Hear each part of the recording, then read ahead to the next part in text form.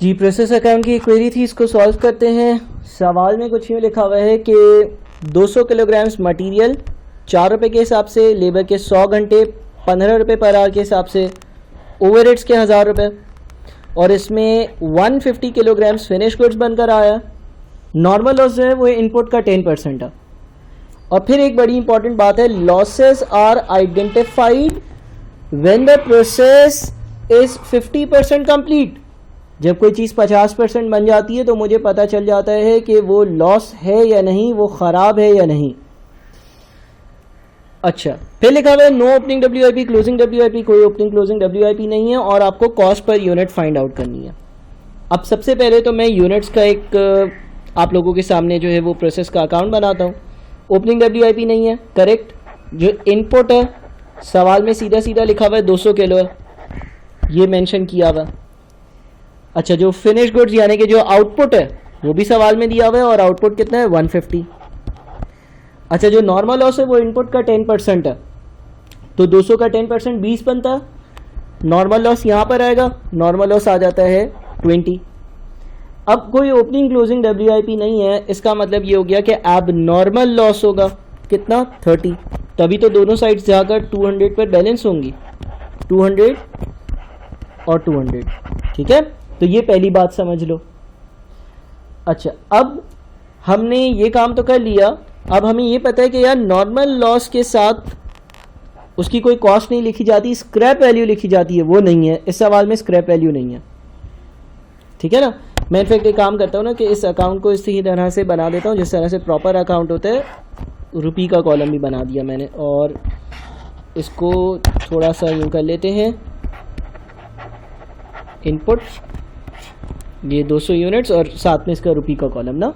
अच्छा, तो अब यहाँ पर हम वैल्यूज़ भी लिख लेते हैं। 200 इंटू 4 800 रुपये का मटेरियल लगा है। अच्छा, लेबर कितना है 100 इंटू 15 1500। अच्छा, ओवरहेड्स कितने हैं, ओवरहेड्स है 1000 के, ये ओवरहेड्स की कॉस्ट है। यानी कि यहाँ पर जो कॉस्ट आ रही है वो कितनी आ रही है 2500 और 800, 3300 की ये कॉस्ट आ गई।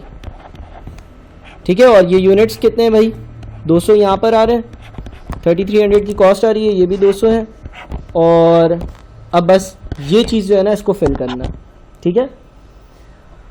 अच्छा यार, अब हमें निकालने होंगे EPU, इक्विवेलेंट प्रोडक्शन यूनिट्स। ये बात याद रहे कि हम जब अपनी कॉस्ट पर यूनिट कभी भी कैलकुलेट करते हैं तो कॉस्ट पर यूनिट के लिए क्या करते हैं, कॉस्ट पर यूनिट के लिए हम लोग कॉस्ट को डिवाइड करते थे एक्सपेक्टेड आउटपुट से। करेक्ट, एक्सपेक्टेड आउटपुट से, एक्सपेक्टेड यूनिट्स से। हम सिर्फ नॉर्मल लॉस को यहाँ से हटाते थे। अब मेरे पास जब मैं अपना मटेरियल का EPU कैलकुलेट करूँगा, देखो मटेरियल क्या होता है भाई, मटेरियल आपने जो है ना वो इस्तेमाल करना होता है जिससे आप चीज़ें बनाते हो। तो मटेरियल का EPU कैसे आएगा, हम अगर अपने अकाउंट को देखें तो यार ये जो आउटपुट के 150 यूनिट्स है इस पर मटेरियल लगा होगा, यस लगा होगा। नॉर्मल लॉस के यूनिट्स को EPU में इस्तेमाल नहीं करते, यूज़ नहीं करते हैं, ये आपको सेंस होना चाहिए। यहाँ पर सिर्फ नॉर्मल लॉस की अगर स्क्रैप वैल्यू होती है वो आती है बस। एबनॉर्मल लॉस के यूनिट्स हैं उस पर मटेरियल लगा होगा, बिल्कुल लगा होगा। तो मटेरियल के हिसाब से जो EPU होगा वो होगा 180। अब मटेरियल की टोटल कॉस्ट कितनी है, मटेरियल की टोटल कॉस्ट है 800, और उसमें कितनी चीज़ें बनी है 180 बनी है। नॉर्मल लॉस के यूनिट्स नीचे शामिल नहीं किए। या इसको तुम यूँ भी सोच सकते हो, cost divided by expected output ही किया है ना हमने, बिकॉज हमारा इनपुट था 200 और हम एक्सपेक्ट कर रहे थे कि नॉर्मल लॉस होगा 20 का, यानी कि जो एक्सपेक्टेड आउटपुट होगा वो 180 का होगा। तो 800 डिवाइडेड बाई 180, मटेरियल का जो कॉस्ट पर यूनिट का अमाउंट है वो कितना आएगा 4.444 समथिंग। ठीक है, अब हम आ जाते हैं लेबर और ओवरहेड्स पर। अच्छा, लेबर और ओवरहेड्स के लिए जो EPU होगा वो डिफरेंट होगा, और वो इसलिए होगा क्योंकि देखो प्रैक्टिकल लाइफ में होता क्या है, इस सवाल में एक बात लिखी हुई है, losses are identified when the process is 50% complete. जब कोई प्रोसेस 50% कंप्लीट होता है तो मैं उसकी इंस्पेक्शन करता हूँ, उसको देखता हूँ, और अगर वो डिफेक्टिव होता है तो उस पर मज़ीद ख़र्चा नहीं करता। एक कुर्सी बना रहा हूँ मैं, कुर्सी आधी बन जाती है ना, तो मैं ये देखता हूँ यार वो कुर्सी सही बन रही है या नहीं। अगर वो डिफेक्टिव होती है तो जाहिर है मैं उस पर मज़ीद खर्चा करूँगा? नहीं करूँगा। जब ये लिखा हुआ सवाल में losses are identified when the process is 50% complete, तो उसका मतलब ये है कि जब कोई चीज़ आधी बन जाती है फिर हम उसको चेक करते हैं कि यार वो सही बनी हुई है या नहीं बनी हुई है। अगर उस चीज़ में कोई मसला मसाइल होते हैं तो मैं उसको मज़ीद आगे नहीं बनाता। अब अगर मैं ये आउटपुट के 150 यूनिट्स की बात करूँ तो ये तो मेरे पास EPU में आएगा, इसलिए आएगा बिकॉज जाहिर सी बात है आउटपुट का मतलब ये है कि ये 150 चीज़ें 100% कंप्लीट है, तो उस पर लेबर और ओवरहेड्स भी लगा होगा, तभी ये 100% कंप्लीट हुई होंगी। नॉर्मल लॉस के यूनिट्स को हम लोग कभी भी इंक्लूड नहीं करते हैं। एबनॉर्मल लॉस के 30 यूनिट्स हैं। अब क्या है मैं यहाँ पर 30 ऐड कर लूँ? नहीं। एबनॉर्मल लॉस क्या होता है? मेरी एक्सपेक्टेशन से अगर ज़्यादा लॉस हो जाए वो एबनॉर्मल लॉस होता है, लेकिन क्योंकि सवाल में ये लिखा हुआ है losses are identified when the process is 50% complete, तो ऑल्दो ये 30 चीज़ें हैं, ऑल्दो ये 30 चीज़ें हैं, लेकिन ये जब आधी कंप्लीट होंगी ना तो मैंने इसको देखा होगा कि ये सही है या नहीं, और अगर मुझे पता चला होगा कि इनमें कोई डिफेक्ट है तो मैंने उसको एबनॉर्मल लॉस की कैटेगरी में डाल दिया होगा। और जब मैं ये देख लूँगा कि एक चीज़ में डिफेक्ट है तो कॉमन सेंस ये कहता है कि यार मैं उस पर मज़ीद ख़र्चा नहीं करूँगा।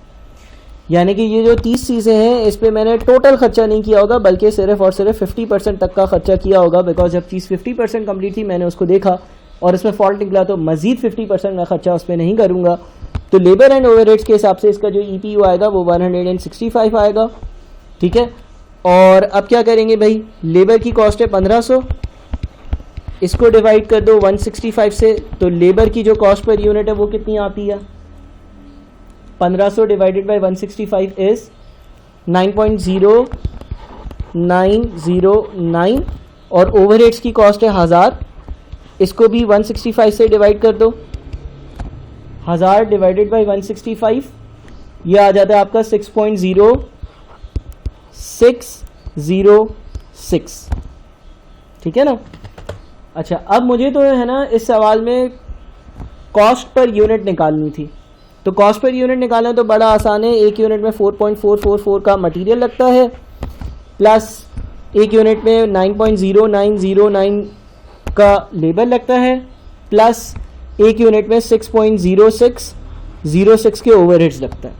तो पहले तो इस सवाल की रिक्वायरमेंट फुलफिल कर लेते हैं, फिर टी अकाउंट भी बना लेंगे। 4.444 4 4 है, प्लस 9.0909 प्लस 6.0606, तो तकरीबन एक यूनिट जो है ना वो 19.5959 का 19.5959 की कॉस्ट पर यूनिट रखता है, ठीक है। अच्छा, अगर मैं इसको कंप्लीट करना चाहूँ तो कंप्लीट करना भी बड़ा आसान है। एक फिनिश गुड्स का यूनिट जो है उसकी 19.5959 की कॉस्ट है, 150 ऐसे यूनिट्स हैं, तो 150 multiplied by 19.5959, 150 multiplied by 19.5959 is तकरीबन 2939.385 लिखा हुआ आ रहा है, तो मैं 2939 लिख देता हूँ। नॉर्मल लॉस की कोई वैल्यू नहीं होती।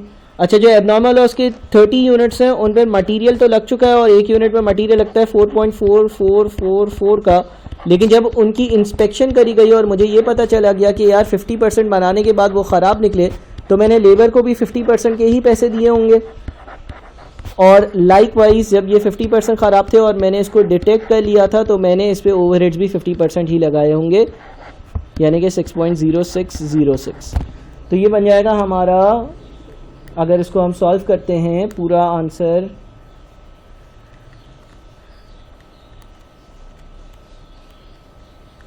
ये बन जाता है हमारा तकरीबन 361, और अगर आप दोनों साइड को अब ऐड कर लो 2939 प्लस 361 इज 3300, दोनों साइड्स बैलेंस हो रही हैं, ठीक है। तो भाई इस सवाल में ये एक नई बात थी, losses are identified when the process is 50% complete, यानी कि अगर कोई चीज़ 50% कंप्लीट होती है तो मैं ये देख लेता हूँ कि वो ख़राब तो नहीं है, और अगर ख़राब होगी तो डेफिनेटली मैं उस पर मज़ीद खर्चा नहीं करूँगा, इसीलिए लेबर और ओवरहेड्स के लिए मैंने 30 का 50% दिया है। अच्छा, मटेरियल शुरू में ही लग जाता है, मटेरियल शुरू में ही लग जाता है, तो इसलिए उधर मैंने 30 का 50% नहीं लिया, सिर्फ लेबर और ओवरहेड्स के वक्त मैंने 30 का 50% लिया।